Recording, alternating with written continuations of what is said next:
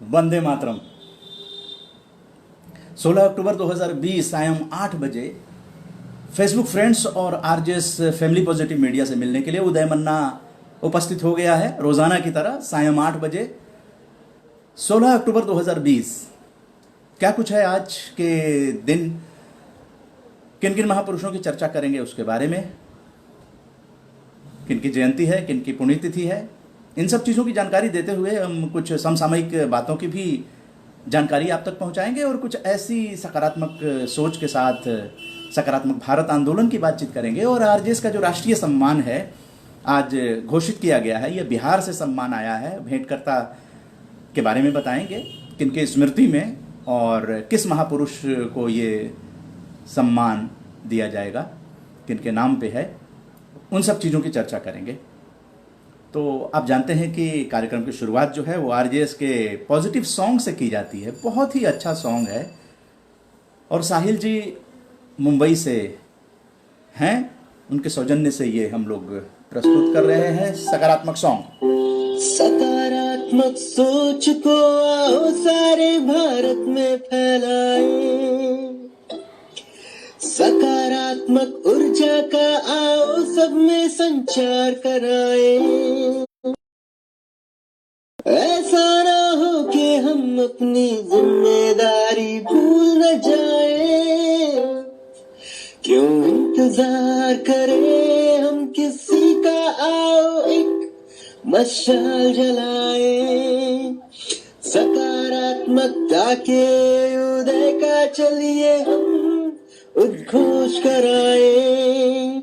RJS जय हिंद के नारों से अपना देश जगाएं, आरजेएस वंदे मातरम से सारी सरकार जगाए।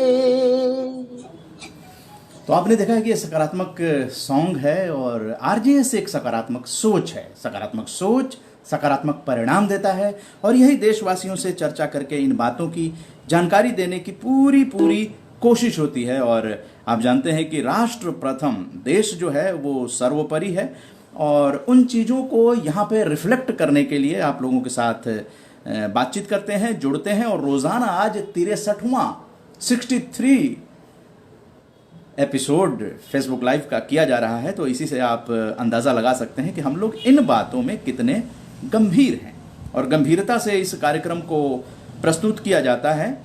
और आप जानते हैं कि अगर दिलो जान से कोई चीज़ प्रस्तुत की जाती है तो लोगों तक देर से ही सही, लेकिन वो बातें लोगों तक पहुंचती हैं, क्योंकि आज हम उन लोगों को भूल चुके हैं। ऐसे कैसे चलेगा कि जिन लोगों ने इस देश के लिए अपनी कुर्बानी दे दी, जिन्होंने अच्छी साहित्यिक रचना दे दी। हम लोगों ने निराला जी को याद किया था, हम लोग भगत सिंह को, चंद्रशेखर आज़ाद को, नेताजी सुभाष चंद्र बोस को, लाल बहादुर शास्त्री को, गांधी जी को, तमाम जो लोग हैं जिन्होंने जितने भी सकारात्मक कार्य किए उनकी ही चर्चा करते हैं हम। हर आदमी अपनी ज़िंदगी में कुछ ना कुछ सकारात्मक कार्य करता है, लेकिन वो चर्चा से दूर रहता है। आज ये स्थिति क्या आप भी महसूस करते हैं? आरजेएस ने महसूस किया कि हम लोगों के सकारात्मक कार्यों की चर्चा नहीं करते हैं और नेगेटिविटी धीरे धीरे फैलती जाती है। अब नेगेटिविटी माउथ कैनवासिंग के थ्रू फैल रही हो या फिर चैनलों के थ्रू फैल रही हो, सोशल मीडिया के थ्रू फैल रही हो, प्रिंट के थ्रू फैल रही हो, नेगेटिविटी बहुत ख़राब चीज़ है। और किसी को फ़ायदा अगर होता हो तो वो स्वार्थ वाली बात होती है। चुनावों में भी जो नेगेटिविटी फैलाकर अपने काम को बताकर वोट नहीं लेते हैं, बल्कि दूसरे की शिकायत करके वोट लेते हैं और उसका रिजल्ट कोई बहुत अच्छा नहीं मिलने वाला है।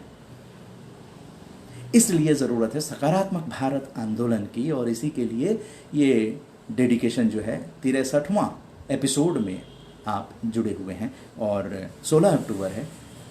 क्या कुछ हुआ था 16 अक्टूबर के दिन? कौन महापुरुष इस दुनिया पे अवतरित हुए थे? आइए उन लोगों की चर्चा करते हैं। सबसे पहला नाम 1896 में 16 अक्टूबर को सेठ गोविंद दास, सेनानी, सांसद और हिंदी के साहित्यकार का जन्मदिन है। लच्छू महाराज, भारत के जाने माने तबला वादक, 1944 में 16 अक्टूबर के दिन जन्म हुआ था।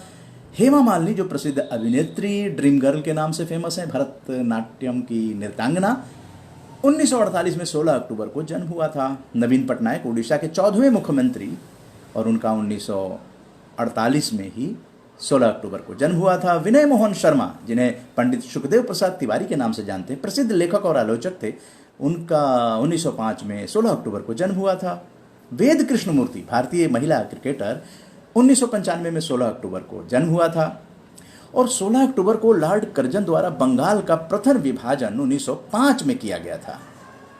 रॉय और वाल्ट डिज्नी कंपनी की स्थापना 1923 में 16 अक्टूबर को की थी। हरगोविंद खुराना जो वैज्ञानिक थे, चिकित्सा के क्षेत्र में नोबेल पुरस्कार से सम्मानित किया गया था 16 अक्टूबर 1968 को।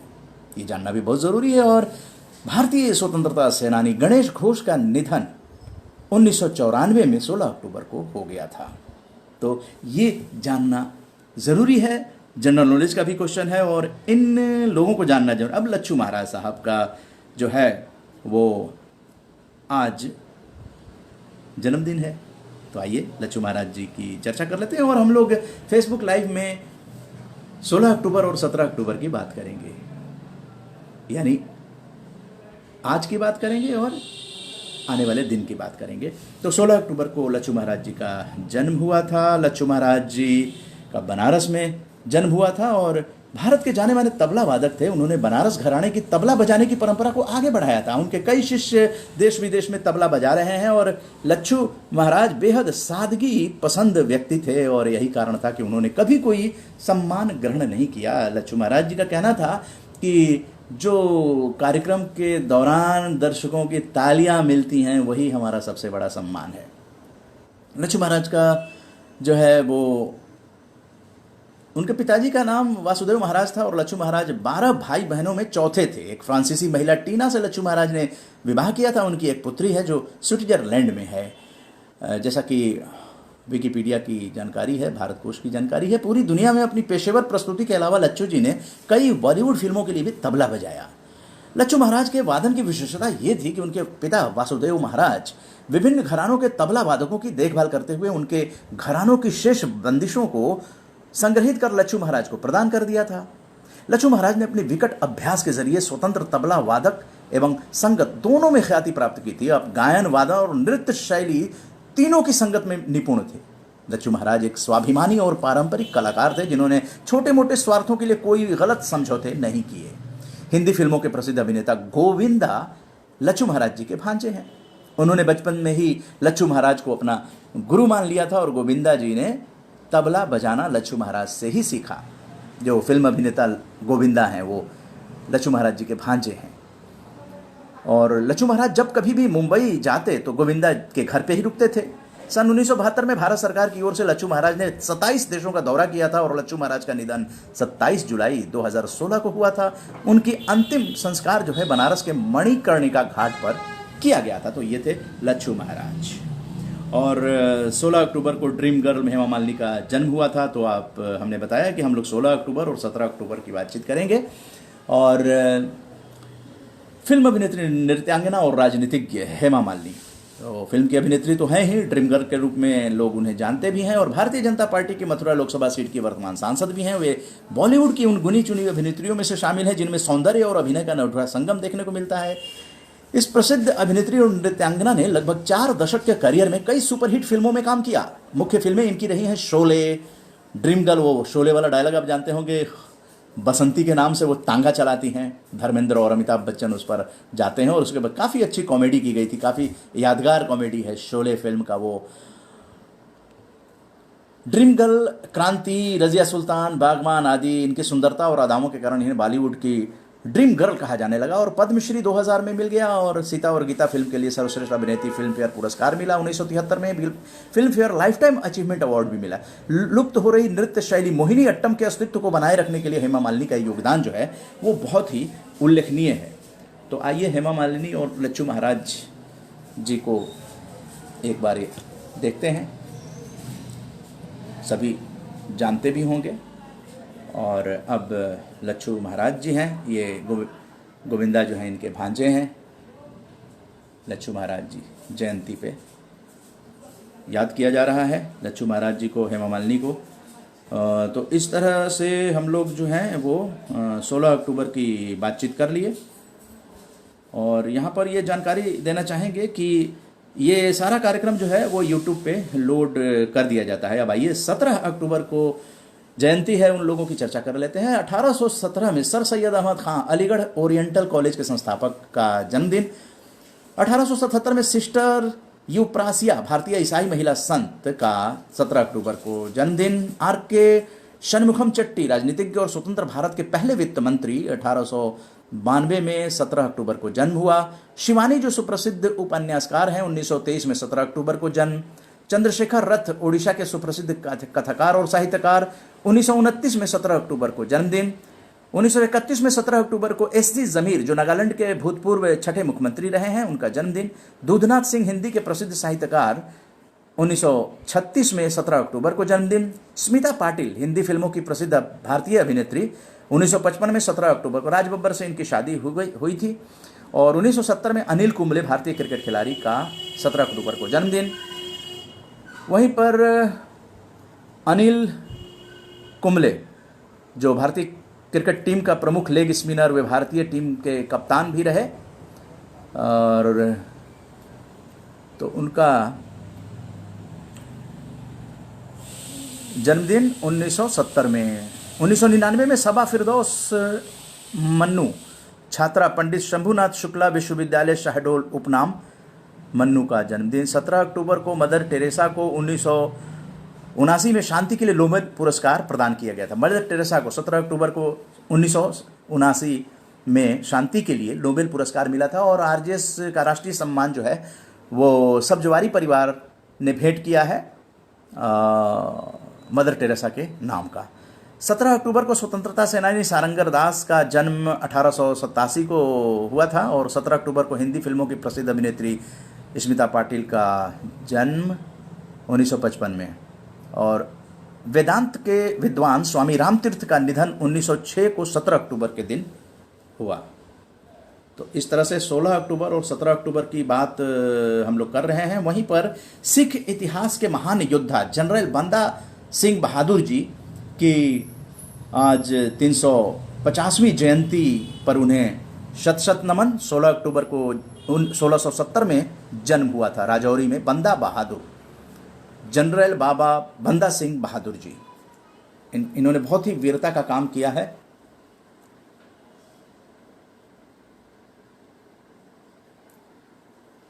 ये भेजा है दिल्ली के उप मुख्यमंत्री मनीष सिसोदिया जी का, ये पोस्ट है, यहाँ नीचे आप देख सकते हैं, मनीष सिसोदिया आप,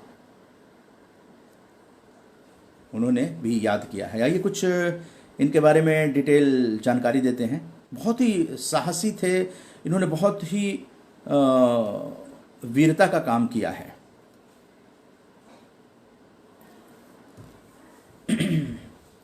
प्रसिद्ध सिख सैनिक और राजनीतिक नेता थे। वे भारत के मुगल शासकों के खिलाफ युद्ध छेड़ने वाले पहले सिख सैन्य प्रमुख थे, जिन्होंने सिखों के राज्य का अस्थायी विस्तार भी किया। उन्होंने मुगलों के अजेय होने के भ्रम को तोड़ा, छोटे साहबजादों की शहादत का बदला लिया और गुरु गोविंद सिंह द्वारा संकल्पित प्रभुता संपन्न लोक राज्य की राजधानी लोहगढ़ में खालसा राज्य की नींव रखी। गुरु गोविंद सिंह ने माधोदास को सिख धर्म में दीक्षित किया और उनका नाम बंदा सिंह रख दिया। गुरु गोविंद सिंह के 7 और 9 वर्ष के बच्चों की जब सरहिंद के फौजदार वजीर खान ने क्रूरता से हत्या कर डाली तो बंदा सिंह पर इसकी बड़ी तीव्र प्रतिक्रिया हुई।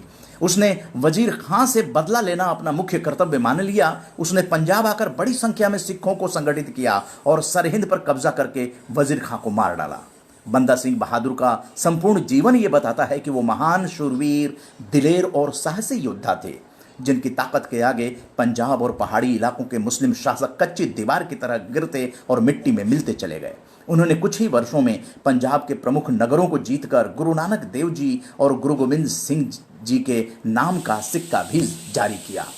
उन्होंने उन सभी लोगों को सबक सिखाया जो गुरु तेग बहादुर जी की शहीदी और गुरु गोविंद सिंह जी के मासूम बच्चों का कत्ल करने में शामिल थे।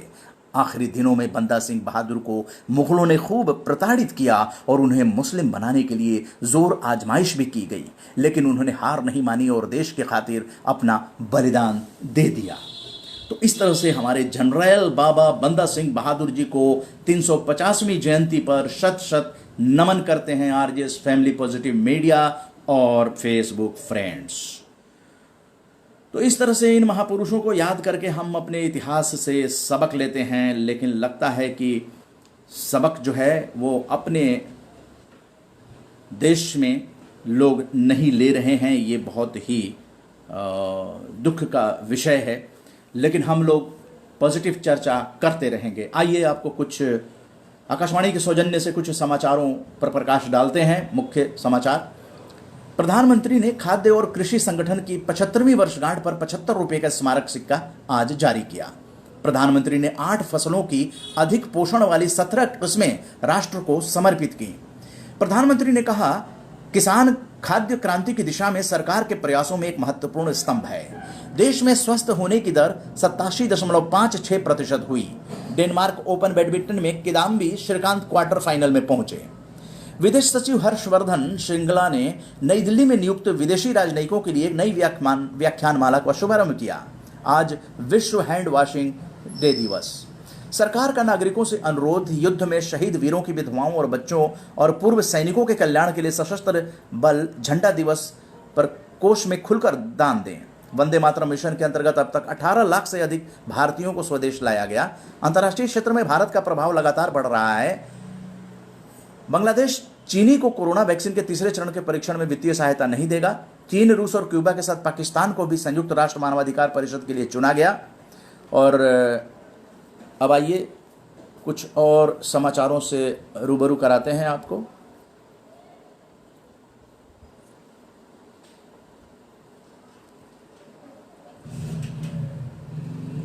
दिल्ली सरकारी स्कूल के छात्रों वरुण और मनीषा से मिले मनीष सिसोदिया, दिल्ली के उप मुख्यमंत्री, शिक्षा मंत्री, जिन्होंने इसरो साइबर स्पेस अखिल भारतीय निबंध लेखन प्रतियोगिता में तीसरा और चौथा स्थान हासिल किया। हिंदी में उनके निबंध देश भर में 2 लाख छात्रों में से ये जो वरुण और मनीषा ये चुने गए। ये भी दिल्ली के उप मुख्यमंत्री का ये पोस्ट है। तो ये प्रेरक स्टोरी है जिससे लोगों को, और एक बार बंदा बहादुर का और भी तस्वीर आपको दिखाते हैं। अभी हम लोगों ने चर्चा की थी। ये है बंदा बहादुर, वो भी एक ज़माना था। और इसके साथ साथ जो स्मॉलेस्ट ईसीजी मशीन जो है वो आ गई है, और इसको जो बार्क है, भाभा एटॉमिक रिसर्च सेंटर के साइंटिस्ट, उन लोगों ने तैयार किया है। एक बार दिखाते हैं। देखिए साइंस एंड टेक्नोलॉजी में भारत किस तरह से काम कर रहा है। ये प्रमोद मेहता जी, आकाशवाणी दूरदर्शन के अधिकारी, और ये उन्होंने भेजा है। क्रेडिट कार्ड के आकार की सबसे छोटी ईसीजी मशीन और लागत सिर्फ 4000 रुपये। अद्भुत भारत। भाभा परमाणु अनुसंधान केंद्र, भाभा एटॉमिक रिसर्च सेंटर द्वारा, उनके वैज्ञानिकों द्वारा इस तरह की जो चीज़ें हैं वो लाई गई हैं। तो आपको रूबरू कराते हैं। आइए, एनडीटीवी की स्टोरी है। Scientists at the Bhabha Atomic Research Center in Mumbai, better known for making atom bombs, have made a really small life-saving device. They have developed the smallest tele-ECG machine. This is just the size of a credit card. Even the cost fits the pocket. 4,000 rupees. Hooked onto this, you can send a picture of how your heart is doing to any specialist in the world using your mobile phone. I decided to get rigged and check out how my heart is beating. A specialist far away got the ECG on his phone and gave my report card. Excellent, absolutely excellent. And it has come to me into 3 formats, so I can choose which to view. The machine can be recharged using a mobile charger. On single recharge can take up to around about 300 patients. So this is very ideally suited for the rural areas. It is estimated that every 30 seconds, one person dies in India due to a heart attack. The Bhabha Atomic Research Center, saving lives. With camera person Abdullah, In Mumbai, Pallav Bagla for NDTV. तो देखिए इस तरह से research करके जो है इतनी सस्ती मशीन, ईसीजी के चलते हार्ट अटैक हो जाता है अगर जांच नहीं की जाए, तो फटाफट जो है वो ईसीजी के द्वारा जो है आपकी जांच की जा सकती है। और वहीं पर अब आइए आपको 17 अक्टूबर शनि ये जो है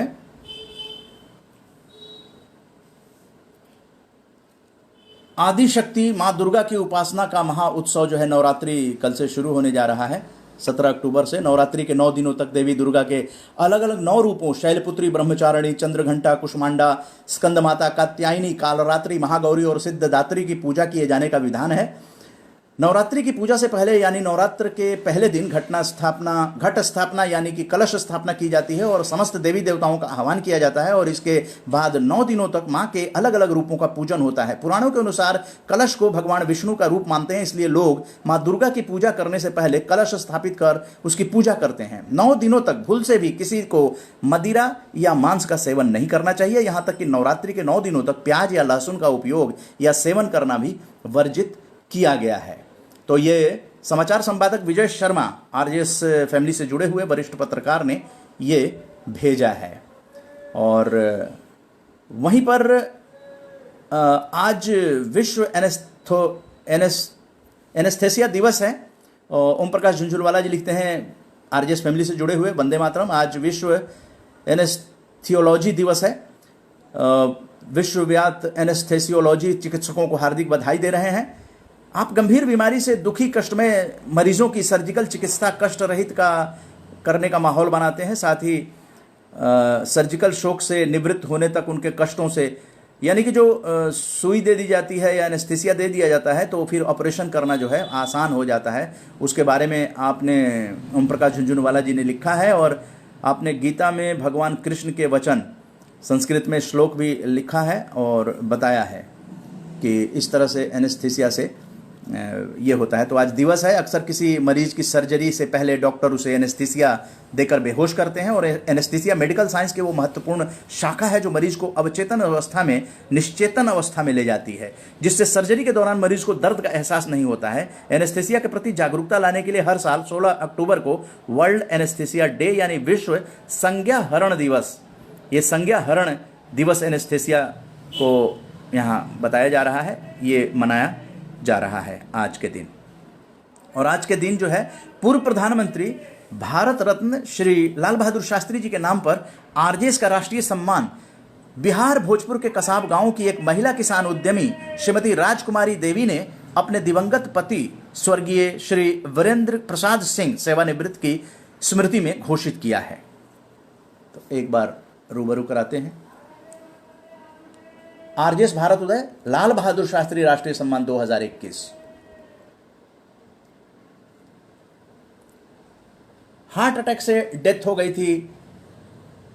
कसाब गांव से बगल में आरा है और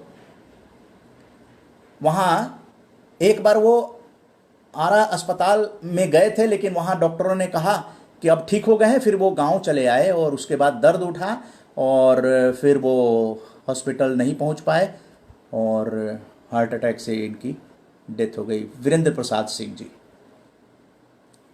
बोकारो में इन्होंने नौकरी की थी। तो ये, और आज जो डॉक्टर कलाम को आरजेएस फैमिली ने श्रद्धांजलि दी थी उसकी खबर सांध्यवीर अर्जुन में आई है। तो ये आप तक पहुंचाना हमारा फर्ज है। डॉक्टर कलाम को आरजेएस फैमिली ने दी श्रद्धांजलि और कहा महापुरुषों का सकारात्मक भारत मंदिर बनेगा। इस तरह की चीज़ें जो हैं वो आप लोगों तक पहुंचाना हम जिम्मेवारी समझते हैं। कुछ प्रेरक चीज़ें हैं और वहीं पर ये बताना चाहेंगे कि आनंद प्रकाश राणा जो हैं वो सम्मानित सदस्य हैं प्रेस काउंसिल ऑफ इंडिया के और उन्होंने लेटर भेजा है। राज्यसभा टीवी से पिछले दिनों निकाल दिए गए 37 मीडिया कर्मियों की नौकरी बहाली के लिए उपराष्ट्रपति और सभापति राज्यसभा श्री वेंकैया नायडू को पत्र लिखा है। कोरोना के घोर संकट काल में कई अखबारों और न्यूज चैनल्स के पत्रकारों को निकाल बाहर करने की घटनाएं बहुत ही पीड़ादायक और अमानवीय हैं। प्रेस काउंसिल ने कई अखबारों से जवाब तलब भी किया है। राज्यसभा टीवी को आज देश के सबसे प्रतिष्ठित और बेहतरीन चैनल के तौर पर देखा जाता है। यहां कार्यरत मीडिया कर्मियों ने अथक मेहनत की है, तब राज्यसभा टीवी ने यह तमगा हासिल किया है। जिन 37 मीडिया कर्मियों की नौकरी छीनी गई है, उनमें दशकों का अनुभव खुद में समेटे कई नामचीन पत्रकार तो हैं ही, कुछ ऐसे युवा भी हैं जो अपनी प्रतिभा के बल पर अनोखा कार्य यहां करते रहे। RS टीवी, राज्यसभा टीवी के नीति निर्धारकों के इस फैसले के पीछे जो भी वजह रही हो, पर मेरा मानना है कि यह कदम पत्रकारिता एवं मानवीय सरोकारों पर गहरा आघात है। देश की संसद के भीतर अगर यह सब हो रहा है तो फिर संवैधानिक संस्थाओं के मूल्यों, आदर्शों और सिद्धांतों पर आंच आनी तय मानिए। तो ये चीज़ें जो हैं, आनंद प्रकाश राणा जी जो हैं RJS फैमिली से जुड़े हैं, वरिष्ठ पत्रकार रहे हैं और उन्होंने पत्रकारों की आवाज़ को पहुंचाने की पूरी कोशिश, और भी जगह पे जो कोरोना योद्धा के रूप में पत्रकारों को सुविधाएं मिले, उसके लिए भी आनंद प्रकाश राणा जी ने कोशिश की है कि समाज में इस तरह की चीज़ें जो है नहीं होनी चाहिए। पद्मश्री शोभा नायडू का हैदराबाद में निधन हो गया है और मलयालम कवि और ज्ञानपीठ पुरस्कार से सम्मानित महाकवि अक्कीथम अच्युतन नंबूत्री का भी निधन हो गया है। तो इन्हें श्रद्धांजलि देते हैं। यह है पद्मश्री शोभा नायडू, इनका हैदराबाद में निधन हो गया, और आप हैं अक्कीथम अच्युतन नंबूत्री।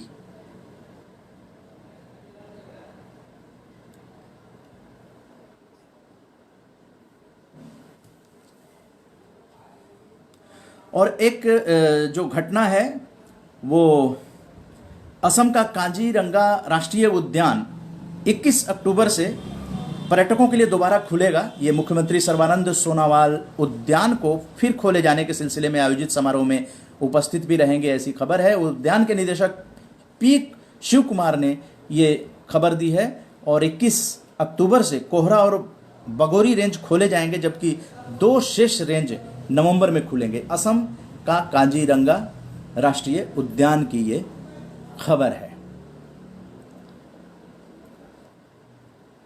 और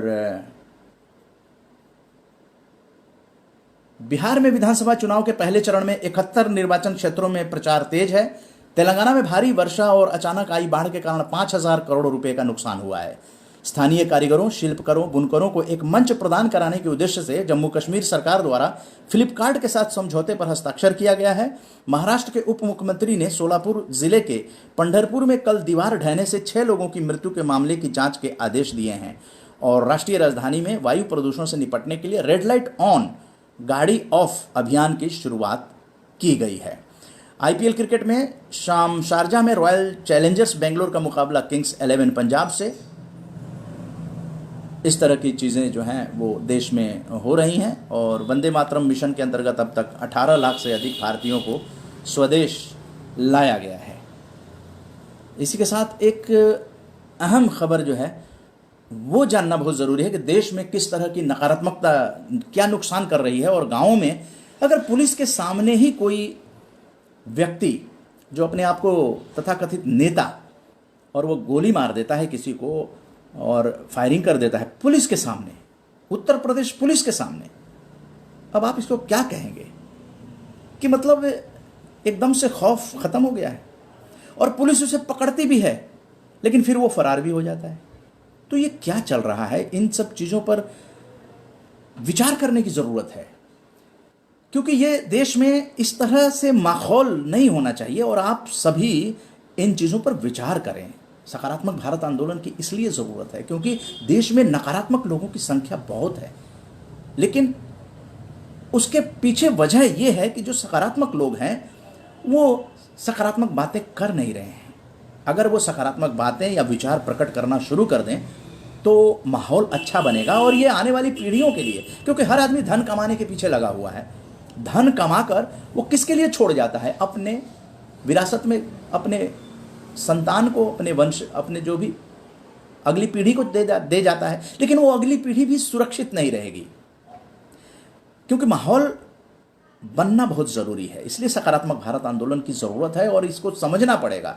स्वार्थी व्यक्ति जो है वो डेवलप कर सकता है, लेकिन समाज डेवलप अगर नहीं करेगा तो उस स्वार्थी आदमी का भी सुरक्षित रहना संभव नहीं है। इसीलिए ये बातें जो हैं हम लोग पहुंचा रहे हैं और इन बातों को ज़ोर से डंके की चोट पे इसको कहने की ज़रूरत है। आप खुद ब खुद समझ जाएंगे। एक नेता है जो सरेआम जयप्रकाश पाल को गोली मारकर हत्या कर देता है। बलिया में ये नेता धीरेंद्र सिंह, ये नाम भी एक्सपोज हो गया है, उत्तर प्रदेश पुलिस के सामने ही युवक की गोली मारकर हत्या कर दी। कानून और प्रशासन का डर खत्म हो गया है। क्या हो गया है ये? नवभारत टाइम्स की खबर, ऑनलाइन खबर जो है उसके बारे में बताते हैं। मृतक के बेटे अभिषेक कुमार पाल ने बताया कि कोटा को लेकर हुए विवाद में उसके पिता पर 20 राउंड के करीब गोलियां दागी गई, जिसमें कई लोग घायल हो गए हैं। लेकिन उसके पिताजी जो थे, जयप्रकाश पाल नाम था उनका, 2-3 गोली लगने से उनकी मौत हो गई। ये आज की घटना है। धीरेन्द्र प्रताप सिंह को पुलिस ने पकड़ने के बाद किस तरह से वो फरार हुआ, ये मृतक का भाई बता रहा है। आरोपी धीरेंद्र सिंह को ये भी कहा जा रहा है कि वो जो विधायक हैं बैरैया के, उनका करीबी बताया जा रहा है। धीरेंद्र सिंह को लेकर जो है नाम एक्सपोज हो चुका है। लेकिन यह है कि यूपी के बलिया में सरकारी कोटे की दुकान को लेकर विवाद में एसडीएम और सीओ के सामने दिन दहाड़े एक युवक की गोली मारकर हत्या कर दी गई। गोली चलते ही वहां भगदड़ मच गई। गोली लगने से घायल युवक को तत्काल अस्पताल ले जाया गया, जहां उसकी मौत हो गई, वही जयप्रकाश पाल की। मौके से अफसर समेत सभी लोग भाग निकले। भगदड़ का फायदा उठाकर आरोपी जो है वो भी फरार हुआ और इस घटना से पूरे इलाके में हड़कंप मचा हुआ है। इस मामले में कड़ी कार्रवाई करते हुए एसडीएम सुरेश कुमार पाल और सीओ चंद्रकेश सिंह समेत वहां ड्यूटी पर मौजूद सभी पुलिसकर्मियों को तत्काल प्रभाव से सस्पेंड कर दिया गया है। अब एक बार उस घटना को आप देखिए, फिर आगे चर्चा करते हैं।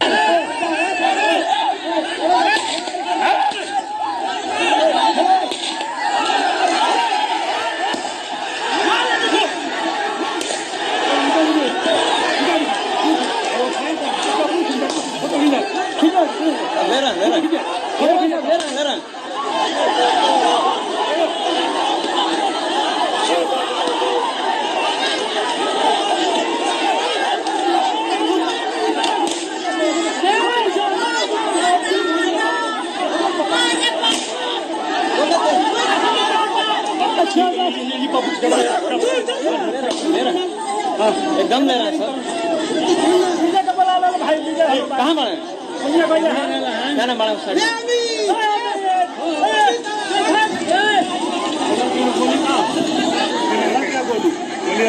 गोली लग गया किसी लोगों के।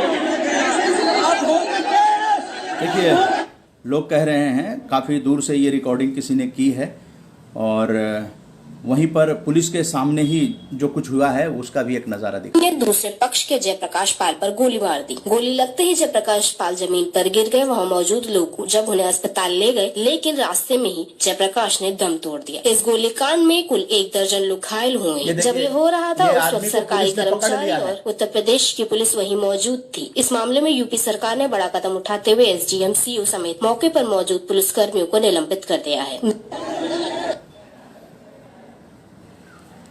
तो आप समझ सकते हैं कि क्या इस तरह के भारत की कोई कल्पना कर सकता है? पुलिस के सामने ही कोई आदमी अगर गोली से किसी का मर्डर कर देता है तो कैसा भारत है ये? इसको लेकर हमारे अंदर संवेदनाएं किस तरह की हैं? जो आदमी चला गया, कौन सा ऐसा विवाद हुआ था और फिर कानून को हाथ में लेना और फिर पुलिस पकड़ती है, फिर वो फरार भी हो जाता है। तो ऐसे भारत से आप समझते हैं कि आप सुख शांति का जीवन जी सकते हैं? आखिर ये लोग कौन हैं जो इस तरह का दुस्साहस कर रहे हैं? इनको कहां का संरक्षण मिलता है और क्यों संरक्षण मिलता है? अगर अपराधियों का ही भारत बनाना है तो फिर छोड़ दीजिए कि आपको दुनिया में कोई अच्छा कहेगा। क्योंकि आज सोशल मीडिया पे आप जानते हैं हर कोई न्यूज कास्टर हो गया है। कोई बात अब छुप नहीं सकती है, सब चीज एक्सपोज हो जाते हैं। तो इसलिए हमारे जो नीति नियंता हैं, जो लोग बैठे हुए हैं सत्ता पे, उनको समझना चाहिए और पूरे देशवासियों को इन चीज़ों पर सोचना चाहिए कि हमें कैसा भारत चाहिए। उनके सपनों का जो शहीद हुए आज़ादी के लिए, क्या इसी तरह के भारत की कल्पना किए थे कि आज कोई याद न करे उन्हें, उन्होंने अपनी जान दे दी, किस उद्देश्य से दिया उस पर चर्चा करने की कोई ज़रूरत नहीं है। क्या इसी के लिए नई पीढ़ी क्या सोचेगी? फिर जो आदमी सोचता है कि वो सुख शांति से रह पाएगा, कहाँ रह पाएगा? चलिए, ये सब घटनाएं जो हैं वो पीड़ा देती हैं, क्योंकि संस्कार जो है वो बचपन से ही देने चाहिए। और सीधा अब जो है बिग बी, जिन्हें अमिताभ बच्चन कहते हैं, महानायक अभिनेता फिल्म इंडस्ट्री के, और आपने देवियों और सज्जनों कौन बनेगा करोड़पति में आपने सुना होगा, आज उस शख्स से मिलवाने जा रहे हैं जो उनके डायलॉग लिखता है, और उनके ही नहीं बल्कि शाहरुख खान के भी डायलॉग लिखता है। ये शख्स हैं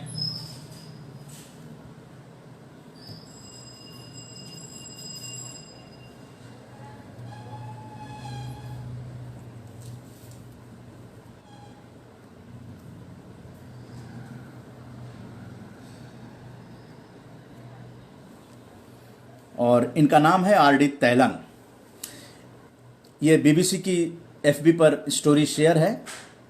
नमस्कार, आदाब, सत श्री अकाल, देवियों और सज्जनों, कौन बनेगा करोड़पति में आपका स्वागत है। ये शब्द आपने कौन बनेगा करोड़पति शो के दौरान अमिताभ बच्चन की आवाज में सुना होगा। इन शब्दों के लिए अमिताभ बच्चन को बहुत तारीफ भी मिलती है, लेकिन क्या आप जानते हैं कि शो की कामयाबी के पीछे अमिताभ बच्चन की कड़ी मेहनत के अलावा एक और शख्स की जादूगरी है जो शो के हर डायलॉग में जान फूंक देता है। शो में बोले जाने वाले हिंदी और उर्दू के बेहतरीन शब्दों का श्रेय जाता है लेखक आर डी तैलंग को। मेरे ख्याल से ये नई जानकारी है, आर डी तैलंग। जब भी आप अमिताभ बच्चन को केबीसी में सुने, नमस्कार, आदाब, सत श्री अकाल, देवियों और सज्जनों, कौन बनेगा करोड़पति में आपका स्वागत है, तो आप ये ज़रूर आर डी तैलंग को भी याद कर लीजिएगा, क्योंकि इसी शख्स ने ये डायलॉग लिख कर दिया है अमिताभ बच्चन को। और तैलंग ही वो शख्स हैं जो साल 2000 से लेकर 2020 तक कौन बनेगा करोड़पति की स्क्रिप्ट लिख रहे हैं। इतने सालों में उन्होंने सिर्फ अमिताभ बच्चन के लिए नहीं बल्कि तीसरे सीजन के होस्ट शाहरुख खान के लिए भी स्क्रिप्ट लिखी थी। मध्य प्रदेश के रहने वाले आर डी तैलंग ने ये कभी नहीं सोचा था कि मुंबई उनकी कर्म भूमि बन जाएगी। तो इस तरह से हो जाता है कई बार, जो है वो प्रतिभा जो है वो छुपती नहीं है, और केबीसी ने आर डी तैलंग को मौका दे दिया। तो जब भी आप अमिताभ बच्चन को बोलते हुए सुने देवियों और सज्जनों, तो आप आर डी तैलंग को भी याद करें। इसी से प्रोत्साहन मिलता है। और आप जानते हैं अमिताभ बच्चन का जो हेयर स्टाइल है, एक अलग तरह का स्टाइल था जब शुरुआती 7 हिंदुस्तानी वगैरह फिल्मों में आए। एक अलग तरह का जो स्टाइल उनका आया, कान पे इस तरह से यहाँ लंबा बालों का जो स्टाइल आया अमिताभ बच्चन का, बड़ा यूनिक था। और वो जो बार्बर थे हकीम कैरानवी, उन्होंने वो स्टाइल दिया था अमिताभ बच्चन को। बहुत ही सुपर स्टार बनने में उन बालों का बहुत बड़ा योगदान। युवा उनके फ़ैन हो गए थे अमिताभ बच्चन के। अमिताभ बच्चन की एक और खासियत रही है कि अमिताभ बच्चन जो भी कपड़े पहनते हैं वो उनमें फिट हो जाता है। लंबा चौड़ा शरीर है, लेकिन बॉडी का जो स्ट्रक्चर है वो कि हर तरह के कपड़े में वो बड़े जानदार, शानदार, और आवाज़ दमदार। तो ऐसे अमिताभ बच्चन को अगर आर डी तैलंग जैसे स्क्रिप्ट राइटर मिल जाते हैं तो निश्चित रूप से वो कम ही शब्दों में प्रभाव डालने वाला हो जाता है। आज की खबर है कि सुप्रीम कोर्ट ने उद्धव ठाकरे को महाराष्ट्र के मुख्यमंत्री पद से हटाने और राज्य में राष्ट्रपति शासन लगाने की याचिका को खारिज कर दिया है। ये खबर आप तक पहुंचानी थी। ये कल ही हो गया है, ये फैसला हो गया है। अब एक वीडियो आपको सुनवाते हैं। आप जानते हैं कि नवरात्र शुरू हो रहा है और घर की जो बेटियां हैं, देश में माहौल बेटियों के पक्ष में नहीं है। बेटियां भी बहुत नाराज़ हैं, लेकिन संस्कार आखिर कैसे मिलेंगे, कैसे मायके में बेटियों को कैसे इतना दुलार प्यार मिले कि उनके अंदर जो है वो मायके के प्रति ताउम्र प्यार रहता है। लेकिन हमारी भी कोई जिम्मेवारी होती है और उसी से रूबरू कराने जा रहे हैं आपको। ये वीडियो सुनिए, आपको बहुत ही अच्छा प्रेरक वीडियो। 5 साल की बेटी बाजार में गोलगप्पे खाने के लिए मचल गई। किस भाव से दिए भाई, पापा ने सवाल किया। गोलगप्पे वाले ने जवाब दिया, 10 रुपए के 8 दिए साहब। पापा को मालूम नहीं था गोलगप्पे इतने महंगे हो गए हैं। जब वे खाया करते थे तब तो 5 रुपए के 10 मिला करते थे। पापा ने जेब में हाथ डाला, 15 रुपए बचे थे। बाकी रुपए घर की जरूरत का सामान लेने में खर्च हो गए थे। उनका गांव शहर से दूर है। 10 रुपए तो बस के किराए में लग जाने हैं। नहीं भाई, 5 रुपए में 10 दो तो ठीक है, वरना नहीं लेने। ये सुनकर बेटी ने मुंह फुला लिया और बोली, अरे अब चलो भी पापा, नहीं लेने इतने महंगे। पापा के माथे पर चिंता की लकीरें उभर आई। अरे खा लेने दो ना साहब, अभी आपके घर में है तो आपसे लड़कर भी खा सकती है। कल को पराए घर चली गई तो पता नहीं ऐसे मचल पाएगी या नहीं, तब आप भी तरसोगे बिटिया की फरमाइश पूरी करने को। गोलगप्पे वाले के शब्द थे तो चुभने वाले, पर उन्हें सुनकर पापा को अपनी बड़ी बेटी की याद आ गई, जिसकी शादी उन्होंने 3 साल पहले एक खाते पीते पढ़े लिखे परिवार में की थी। ससुराल वालों ने पहले साल से ही उसे छोटी छोटी बातों पर सताना शुरू कर दिया था। 2 साल तक वह मुट्ठी भर भर के रुपए उनके मुंह में ठूसता रहा, पर उनका पेट बढ़ता ही चला गया और अंत में एक दिन सीढ़ियों से गिरकर बेटी की मौत की खबर ही मायके पहुंची। आज वह छटपटाता है कि उसकी वह बेटी फिर से उसके पास लौट आए और वह चुन चुन कर उसकी सारी अधूरी इच्छाएं पूरी कर दे, पर वह अच्छी तरह जानता है कि अब ये संभव नहीं है। दे दूं क्या बाबूजी? गोलगप्पे वाले की आवाज से पापा की तंद्रा टूटी। गोलगप्पे वाले से बोले, रुको भाई 2 मिनट। पास ही में किराने की दुकान थी, जहां से उन्होंने घर के लिए जरूरत का सामान खरीदा था। वे तुरंत उस दुकान पर गए और खरीदी गई 5 किलो चीनी में से 1 किलो चीनी वापस की तो 40 रुपए जेब में बढ़ गए। फिर ठेले पर आकर पापा ने डबडबाई आंखें पोंछते हुए कहा, अब खिला दे भाई। हाँ, तीखा जरा कम डालना, मेरी बिटिया बहुत नाजुक है। ये सुनकर 5 वर्ष की गुड़िया जैसी बेटी की आंखों में चमक आ गई और उसने पापा का हाथ कसकर पकड़ लिया। जब तक बेटी हमारे घर है, उसकी हर इच्छा जरूर पूरी करे, कोशिश करे उसे हर संभव खुशी देने की। क्या पता शादी के बाद उसकी कोई इच्छा पूरी हो पाए या ना हो पाए। ये बेटियां भी कितनी अजीब होती है। जब ससुराल में होती है तब मायके जाने को तरसती है, सोचती है कि घर जाकर माँ को ये बताऊंगी, पापा से ये मांगूंगी, बहन से ये कहूंगी, भाई को सबक सिखाऊंगी और मौज मस्ती करूंगी। लेकिन जब सच में मायके जाती है तो एकदम शांत हो जाती है, किसी से कुछ भी नहीं बोलती, बस माँ बाप भाई बहन से गले मिलती है, बहुत खुश होती है, भूल जाती है कुछ पल के लिए पति और ससुराल, क्योंकि एक अनोखा प्यार होता है मायके में, एक अजीब कशिश होती है मायके में। ससुराल में कितना भी प्यार मिले, माँ बाप की एक मुस्कान को तरसती है ये बेटियां। ससुराल में कितना भी रोए, पर मायके में एक भी आंसू नहीं बहाती ये बेटियां, क्योंकि बेटियों का एक भी आंसू माँ बाप भाई बहन को हिला देता है, रुला देता है। कितनी अजीब है ये बेटियां, कितनी नटखट है ये बेटियां, भगवान की अनमोल देन है ये बेटियां। हो सके तो बेटियों को बहुत प्यार दे, उन्हें कभी भी न रुलाए, क्योंकि ये अनमोल बेटी 2 परिवार जुड़ती है, 2 रिश्तों को साथ लाती है अपने प्यार और मुस्कान से। ईश्वर से प्रार्थना यही है कि सभी बेटियां खुश रहे हमेशा, भले ही वो मायके में हो या ससुराल में। खुशकिस्मत है वो लोग जो बेटी के बाप है, उन्हें भरपूर प्यार दे, दुलार करे, और यही व्यवहार अपनी पत्नी के साथ भी करे, क्योंकि वो भी किसी की बेटी है जो अपने माँ बाप का घर छोड़कर आपके साथ पूरी जिंदगी बिताने आई है। उसके पिता की सारी उम्मीदें सिर्फ और सिर्फ आपसे है। दोस्तों, इस वीडियो को लेकर आपकी क्या राय है नीचे कमेंट करके जरूर बताएगा, और अगर आपको ये वीडियो अच्छा लगा हो तो इस वीडियो को लाइक करेगा, शेयर करेगा ज्यादा से ज्यादा लोगों तक। बताइएगा कि इस तरह से आरजेएस रिसर्च टीम की ये जो वीडियो आपको कैसी लगी। आप व्हाट्सएप ग्रुप में या इसका लिंक भी भेज दिया जाएगा, आप लोगों तक पहुंचा दिया जाता है। रोजाना यूट्यूब पर लग जाता है, थोड़ी देर के बाद ये यूट्यूब पर मिल जाता है, आप सुबह सुने या कभी भी सुने। तो इस तरह की प्रेरक चीज़ें जो हैं वो हमको एनर्जाइज करती हैं, वो हमारे अंदर एक सकारात्मक सोच डालती हैं, और इसकी बहुत ज़रूरत है कि बार बार अच्छी चीज़ों की चर्चाएं हमारे कानों में अगर जाती हैं तो हमारे शरीर का ब्लड सर्कुलेशन और हमारा दिमाग जो है वो बहुत ही स्वस्थ रहता है, बशर्ते कि उसमें नेगेटिव चीज़ें ना जाएं। नेगेटिव चीज़ों से नुकसान होता है, ये आप सभी जानते हैं। अब आइए एक ऐसे उद्योगपति से मिलाते हैं जो अपने पैसे का बहुत ही सदुपयोग करते हैं और गरीब बेटियों की शादी जो है वो बड़े धूमधाम से करते हैं। गुजरात के ये उद्योगपति हैं, आपने भी शायद कभी देखा होगा, लेकिन हम थोड़ा सा एक क्लू देते हैं कि इस तरह के भी लोग हैं दुनिया में। दुनिया में उन लोगों की चर्चा नहीं होती है और आरजेएस के सकारात्मक भारत आंदोलन में ऐसे लोगों को हम लोग मंच देते हैं ताकि लोग प्रेरित हों।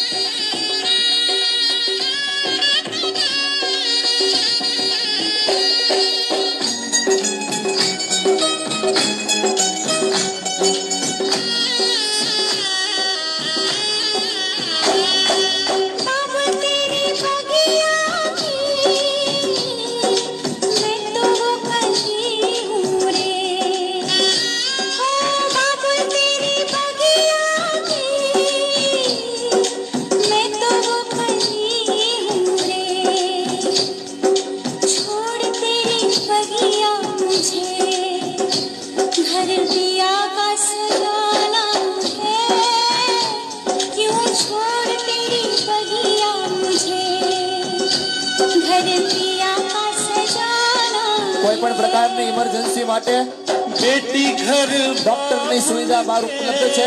માંડવિયા મિત્રો ખાસ નોંધ લે, કોઈ પણ પ્રકારની ઇમરજન્સી માટે બહાર ડોક્ટરની સુવિધા ઉપલબ્ધ છે। घर बाबुल के किसी और की अमानत है, दस्तूर दुनिया का हम सबको निभाना है।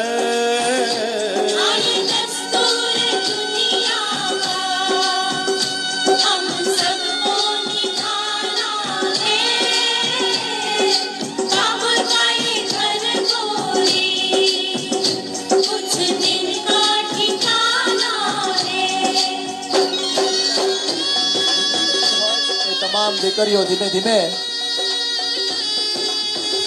જે વીઆઈપી ડે છે એના ઉપર ધીમે ધીમે પ્રસ્થાન કરશે।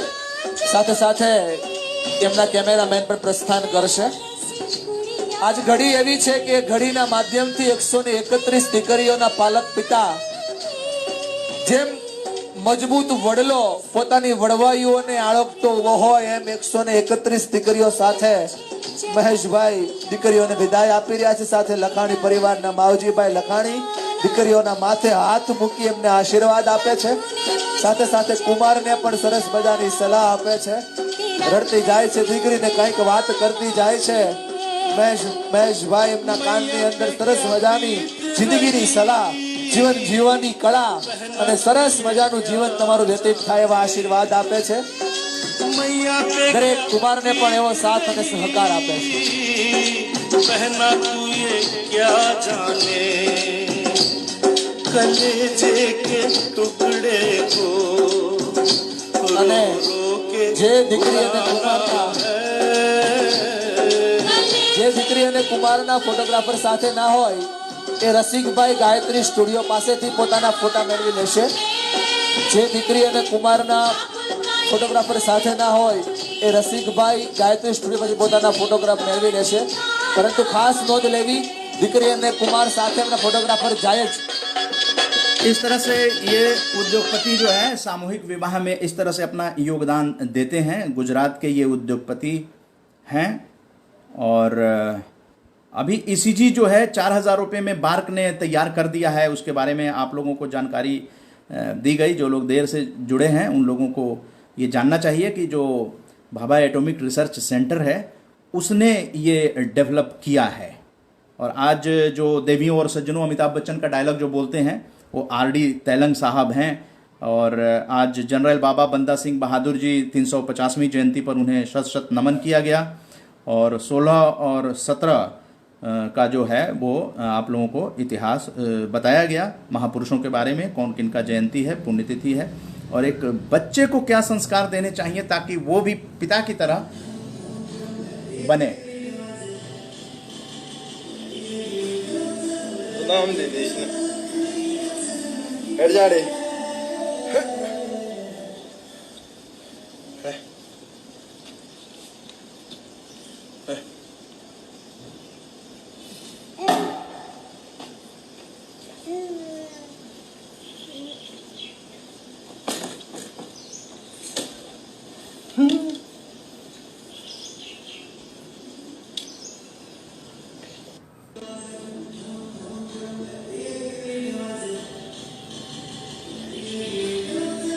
नाम दे दे इसने हट जा रे। तो इस तरह से एक मिट्टी पे चलने का, मिट्टी से प्यार, और फिर पहलवान पिता का पहलवान पुत्र, ये उसके संस्कार में मिल जाएगा। तो ये सब बातें थी। और आप जानते हैं कि डॉक्टर कलाम साहब को के नाम पे आरजेएस ने अवार्ड घोषित कर दिया है, और शांतवीर अर्जुन ने उसकी खबर दी। और आज जो है आरजेएस भारत उदय लाल बहादुर शास्त्री राष्ट्रीय सम्मान की घोषणा की गई है। बिहार से राजकुमारी देवी, महिला किसान उद्यमी, गांव कसाप, भोजपुर, बिहार, वहां से ये भेंट किया है उन्होंने अपने दिवंगत पति स्वर्गीय श्री वीरेंद्र प्रसाद सिंह जी, सेवानिवृत्त, गांव कसाप, भोजपुर, बिहार। ये पूर्व प्रधानमंत्री भारत लाल बहादुर शास्त्री जी के नाम पे ये अवार्ड जो है वो आज घोषित हो गया है। और एक और सूचना दे दें कि कल जो है रामकृष्ण परमहंस जी के नाम पे अवार्ड घोषित हो जाएगा। वो अवार्ड आकाशवाणी के एक बड़े अधिकारी ने अपने माता पिता की स्मृति में घोषित किया है। तो कल वो रिलीज किया जाएगा। रामकृष्ण परमहंस, वही जो स्वामी विवेकानंद जी के गुरु थे, स्वामी विवेकानंद जी के गुरु। और आप जानते हैं कि स्वामी विवेकानंद जी के नाम पे आरजेएस का राष्ट्रीय सम्मान घोषित हो चुका है। तो ये है। और कल नवरात्र है, और नवरात्र को लेकर हम लोग विशेष, मतलब रोज हम कन्या पूजन तो एक दिन होता है, लेकिन हम लोग कन्या से और आप लोग भी चाहें तो एक अच्छा मैसेज आप लोग दे सकते हैं। आप वीडियो में भी दे सकते हैं। आप किसी बच्ची से बात करते हुए वीडियो भेज सकते हैं। ये बहुत ज़रूरी है। हम लोग कम्युनिकेट नहीं करेंगे तो सकारात्मक भारत आंदोलन का कोई मतलब नहीं रह जाता है। और आप लोग जुड़ते हैं इस चीज़ को। देखिए, हम अपने 24 घंटे में से अपना समय जो है ढेर सारा बर्बाद कर देते हैं। हमें लगता है कि हम कुछ अच्छा कर रहे हैं, लेकिन उसका सामाजिक सरोकार नहीं है। लेकिन ये जो मंच है, इस मंच से चूंकि यूट्यूब पे लग रहा है, तो तमाम कितने लोग देखेंगे वो भविष्य में है, क्योंकि धीरे धीरे इस कार्यक्रम को लोकप्रिय बनाने की कोशिश हो रही है। इसमें अलग अलग कोशिश की जा रही है कि आप अगर प्रस्तुत करना चाहते हैं तो ये आपको मौका दिया जा सकता है। आप डमी भेजिए कि आप किस तरह का प्रोग्राम पेश कर सकते हैं, इस तरह में क्या क्या चीज़ें डाल सकते हैं। और आपको आरजेएस की रिसर्च टीम जो है वो 10-15 मिनट का मटेरियल जो है आपको उपलब्ध करा देगी। रोज़ाना आप अपना हफ्ते में किसी एक दिन करना चाहें तो आप 2-3 दिन पहले बताइए, ताकि उसको अनाउंस किया जाएगा कि फला दिन 8 बजे से आप प्रस्तुत करेंगे। ज़रूरी नहीं है 1 घंटे तक आप प्रस्तुत करें, आप चाहे तो आधे घंटे का भी समय ले सकते हैं, 45 मिनट का ले सकते हैं, वो आप पे निर्भर करता है। लेकिन आप सभी लोगों को भी आगे आना चाहिए, क्योंकि आप लोग भी बहुत बड़े विद्वान आदमी हैं। आरजेएस में जो लोग भी ये देख रहे हैं, उनके मन में ये इच्छा होता है कि हम भी लोगों से कुछ बातचीत करें। तो आरजेएस ने ये मंच, आरजेएस पॉजिटिव मीडिया और आरजेएस वाणी, ये आपका ही मंच है। विजय लक्ष्मी जी जुड़ गई हैं, वंदे मातरम। तो ये आपका ही मंच है। और भारत की जो अनूठी पहल है वो आरजेएस कर चुका है, इसलिए आरजेएस का इतिहास में, भारत के इतिहास में आरजेएस का नाम दर्ज हो जाएगा। क्योंकि हम लोग धारा के विपरीत काम कर रहे हैं। धारा के विपरीत, धारा तो आप जानते हैं कि किस तरह की धारा है, और वो बड़ा आसान धारा होती है। लोगों को उसमें फ़ायदे भी होते हैं, मॉनिटरी फ़ायदे भी होते हैं, और वो धारा आसानी से निकल जाती है। लेकिन उसमें गलत काम भी होते हैं, और वो चीज़ आरजेएस नहीं करेगा। आरजेएस सकारात्मक भारत मंदिर, अब उस पर किसी ने कहा कि आरजेएस सकारात्मक विद्या मंदिर नाम रख दिया जाए। तो अब जब ये नाम आ गया है, ये आपका ही दिया हुआ नाम है, अब इसको आप लोगों को ही फाइनल करना है। वो 25 अक्टूबर को 2:30 बजे राष्ट्रीय वेबिनार है, उसमें आप लोग जुड़िए। और उसमें विशेष तौर पर जो नए लोग हैं जिन्होंने अवार्ड घोषित किया है, उन लोगों से भी मिलने का मौका मिलेगा, और एक स्वस्थ बातचीत होगी। और आप लोग अगर समझते हैं कि आरजेएस कुछ अच्छा काम कर रहा है, तो आप लोगों को अपने थोड़े से समय में एक एक आदमी जो है अपनी विचार अपनी वीडियो के माध्यम से भेजें। 2.5 मिनट की वीडियो हो, कोई दिक्कत की बात नहीं है, क्योंकि अलग अलग विचार यहाँ पर आएंगे। तो देखने में भी अच्छा लगेगा, और रिसर्च टीम तो अपने हिसाब से भेजती है, लेकिन जो आप लोग जुड़ते हैं, आप लोग देख रहे हैं, ये आरजेएस ने ये कदम उठाया है, इस मंच को बनाया है, और रोजाना 63वां एपिसोड आज प्रसारित किया जा रहा है, और 27 अक्टूबर को 75वां एपिसोड है। तो उस उपलक्ष्य में ही राष्ट्रीय वेबिनार 25 अक्टूबर को किया जा रहा है, क्योंकि 27 अक्टूबर को फेसबुक लाइव नहीं होगा, राष्ट्रीय वेबिनार 2:30 बजे से होगा। तो उसमें आप लोग अपना समय निकालिए। दुर्गा विजयदशमी का दिन है, और हम लोग प्रमोट नहीं करेंगे कि आप लोग भीड़ भाड़ में जाएं। आरजेएस फैमिली में सभी स्वस्थ हैं। अभी तक की खबर, ये खुशखबरी आप लोगों तक पहुंचा दें कि आरजेएस फैमिली में जितने लोग जुड़े हुए हैं, किसी ने भी कोरोना पॉजिटिव की खबर नहीं दी है अभी तक। 16 अक्टूबर 2020 तक किसी ने भी खबर नहीं दी है कि मैं कोरोना पॉजिटिव हो गया हूं। ये खुशखबरी आप लोगों तक पहुंचा रहा हूं, और आगे भी इसी तरह से सतर्क रहें, सावधानी रहें, मास्क का उपयोग करें, और भारत को कोरोना मुक्त होने में जल्दी मदद करें। हम सभी मदद करें। कोरोना से डरना ही जो है वो भारत की बहुत बड़ी सेवा है।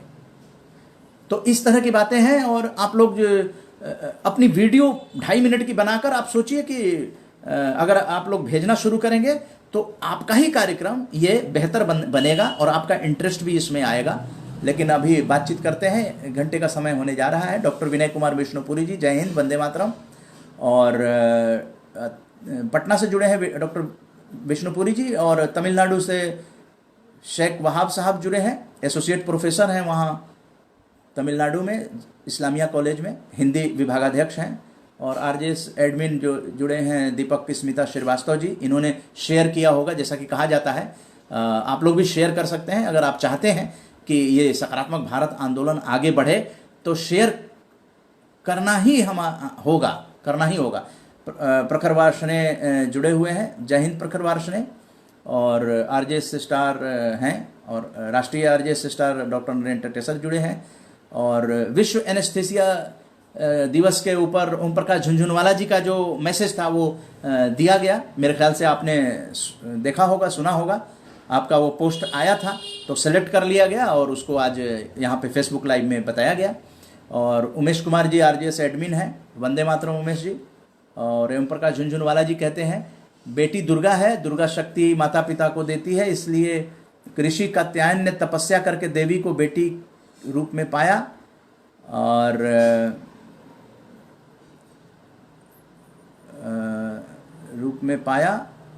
और आगे लिखते हैं, इसीलिए ऋषि कात्यायन ने तपस्या करके देवी को, पिता की कृति बेटी ही तो फैलाती है कीर्ति। नमन समस्त कन्याओं को देखते ही नमन करना चाहूँगा। जी हाँ, तो नवरात्र में हम लोग बेटियों से संबंधित जो है प्राथमिकता रखेंगे। अलग अलग तरह की जानकारी आप भेजिए ग्रुप में, बेस्ट होगा। आप ग्रुप में भेज रहे हैं, जैसे ओम प्रकाश झुनझुनवाला जी ने 8 ग्रुप आरजेएस में भेजा था। अगर पर्सनल आप मुझे भेजेंगे तो हमारी नज़र वहाँ पड़ जाएगी, क्योंकि कई बार छूट भी सकती है, क्योंकि आरजेएस के 19 ग्रुप हैं। और विजय लक्ष्मी जी हरियाणा से जुड़ी हैं। खुशी के लिए बहुत कुछ इकट्ठा करना पड़ता है, ऐसा हम समझते हैं, किंतु हकीकत में खुशी के लिए बहुत कुछ छोड़ना भी पड़ता है। जी हाँ, इच्छाओं के अनुरूप जीने के लिए जुनून चाहिए, वरना परिस्थितियां तो सदा विपरीत ही रहती हैं। तो धन्यवाद विजय लक्ष्मी जी। और अब चूंकि आप लोगों की वीडियो मैक्सिमम अपने नाम के साथ और आरजेएस फैमिली से जुड़े होने का प्रमाण देते हुए उस वीडियो को आप भेजिए, और यहाँ पर आप फेसबुक लाइव, रोजाना फेसबुक लाइव में आप जुड़िए। और रामकृष्ण परमहंस जी और उनकी धर्मपत्नी के नाम पे कल आरजेएस का राष्ट्रीय सम्मान घोषित किया जाएगा। तो आप देख रहे हैं कि भारत के न जाने कितने महापुरुषों को हम लोग सम्मान करने जा रहे हैं। हम लोग उनके सदा ऋणी रहेंगे, लेकिन नई पीढ़ी तक पहुंचाने के लिए ये अनूठी पहल जो है भारत में पहली बार आरजेएस ने शुरू किया है। और भारत में इन महापुरुषों को स्थापित करने के लिए, प्राण प्रतिष्ठा करने के लिए सकारात्मक भारत मंदिर का निर्माण नई दिल्ली में होगा। उसका आगाज जो है, उसकी विधिवत घोषणा जो है 25 अक्टूबर को 2:30 बजे आप लोगों के साथ विचार विमर्श करके किया जाएगा कि उसमें आप क्या चाहते हैं। ताकि उसकी रूपरेखा, उसका रोड मैप, उसका जो है वो किसी मेट्रो स्टेशन के नज़दीक रहेगा। और कोरोना से मुक्त रहना आरजेएस फैमिली की जागरूकता को सिद्ध। जी हाँ, हम लोगों ने एंटी कोरोना मुहिम शुरू की थी। जब शुरू में मार्च महीने में जब शुरू हुआ था ये कोरोना का कहर जब होने लगा था, तब हम लोगों ने कोरोना लॉकडाउन के साथ ही मुहिम शुरू की थी। उसके बाद अन्य कई राज्यों में मिलकर जो आरजेएस फैमिली के साथ आरजेएस ने ज़रूरतमंदों तक खाना, भोजन, इवन पैसे भी देना अकाउंट में उनके गए, ये सब कार्यक्रम जो है वो शुरू किया गया है। और दिल्ली पुलिस के साथ भी सहयोग करके किया गया था। कनॉट प्लेस के एरिया में लगातार कई दिनों तक बंधु इंडिया उसमें साथ थे, और भी कई संगठन मिलकर जो है हम लोगों ने ये किया है। लेकिन सबसे खुशी की बात आज ये है कि आरजेएस फैमिली से अभी तक 19 ग्रुप हैं, कोरोना पॉजिटिव होने की खबर अभी तक नहीं आई है। ये बहुत ही खुशी की बात है। और जागरूकता आरजेएस फैमिली में है, सकारात्मक सोच है। और आरजेएस फैमिली में नकारात्मक सोच की खबर नहीं आती है, बिल्कुल ही नहीं आती है। लोग समझ गए हैं। इवन पार्टियों का प्रचार भी नहीं आता है, ये भी लोग समझ गए हैं। अगर आता है तो इमीडिएट वो डिलीट करना पड़ता है। जैसे ही नजर पड़ती है लोगों की, वो उसको डिलीट करवा देते हैं। ये एक विशुद्ध जो है सामाजिक आंदोलन है। जिस तरह से स्वतंत्रता का आंदोलन देश को आजाद करने के लिए हुआ था, उसी तरह से नकारात्मकता पर सकारात्मकता की विजय गाथा है ये। इसी थीम को लेकर विजयादशमी हम लोग मनाते हैं। पिछले साल भी इसी तरह की बिहार यात्रा हुई थी।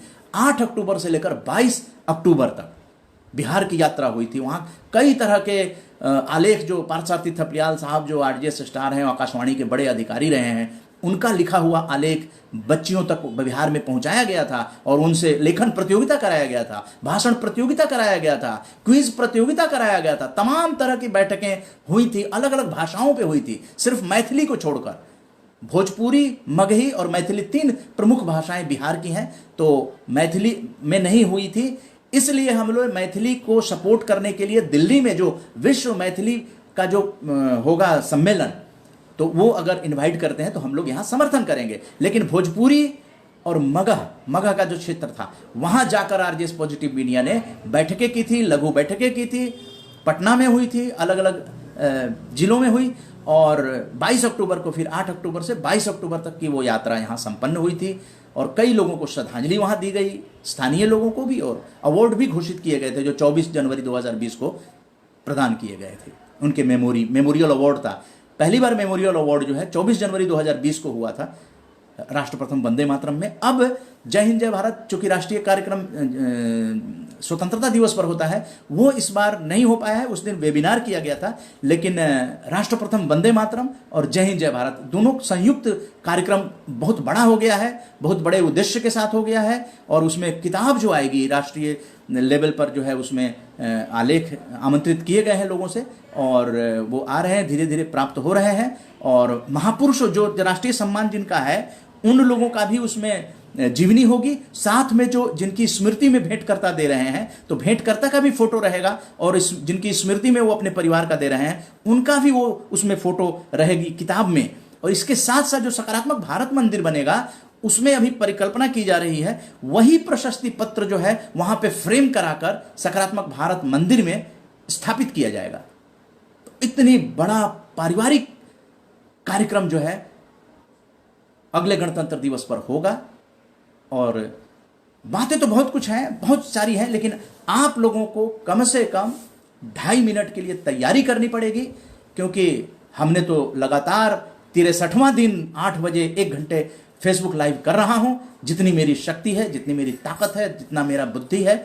25 सालों का रेडियो ब्रॉडकास्टर रहा, 25 साल हमारे हो रहे हैं, और अब आप लोगों तक ये संदेश पहुंचा दिया गया है। सकारात्मकता, मेरे ख्याल से ग्रुप का एक एक आदमी, बच्चा भी है, जो मैट्रिक के टॉपर हैं, वो लोग जुड़े हुए हैं, उन लोगों तक भी पॉजिटिविटी को फैलाने में हम लोगों ने 19 ग्रुपों के माध्यम में 25 राज्यों में हम लोगों ने फैला दिया है। अब जैसे कि कोरोना से कैसे बचना है सरकार ने बता दिया है, अब बचना लोगों पर निर्भर करता है कि वो अपनी जान जोखिम में डालें। उसी तरह से सकारात्मकता क्या है, सकारात्मकता से कैसे अपना जीवन को सफल कर सकते हैं, नकारात्मकता से कैसे दूर हो सकते हैं, नकारात्मक लोगों को कैसे अपने से दूर कर सकते हैं, ये सब बातें बता दी गई हैं। अब निर्भर करता है व्यक्ति पे कि वो सकारात्मक बनता है, अपने पूर्वजों के प्रति वो श्रद्धांजलि देता है, अपने पूर्वजों को स्थापित कर रहा है, नहीं कर रहा है, ये उसकी जिम्मेदारी है। अब जिम्मेदारी हम लोगों की नहीं है, क्योंकि अब कोई नहीं कह सकता कि हमें पॉजिटिविटी का पता नहीं है। What is positivity?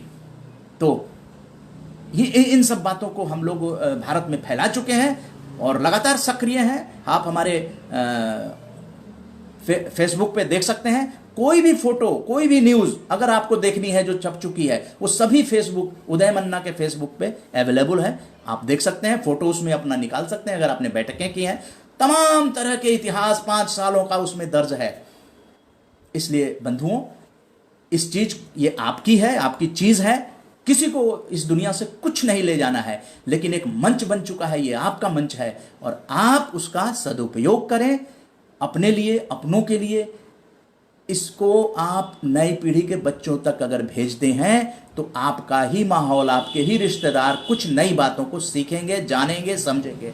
आपके अंदर ही प्यार से सभी रहेंगे, सुख शांति से रहेंगे। और इसी कल्पना के साथ नवरात्र की जो है अग्रिम बधाइयों के साथ, अब कन्याओं के बारे में आप अपने विचार भेज सकते हैं। कैसे इस देश में कन्या पूजन को चरितार्थ किया जाए, इस पर आप वीडियो बनाकर, बेटियों से बात करके, छोटे छोटे बच्चों से बात करके 2 मिनट 2.5 मिनट की वीडियो आप भेजिए। वो बहुत ही ऑथेंटिक होता है।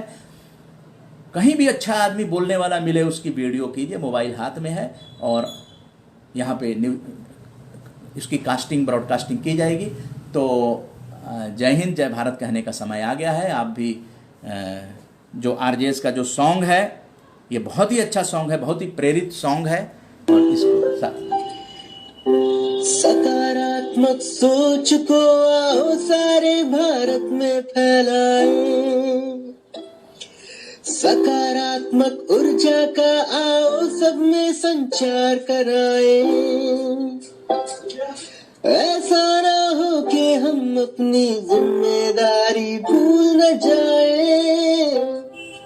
क्यों इंतजार करें हम किसी का, आओ एक मशाल जलाए। सकारात्मकता के उदय का चलिए हम उद्घोष कराए।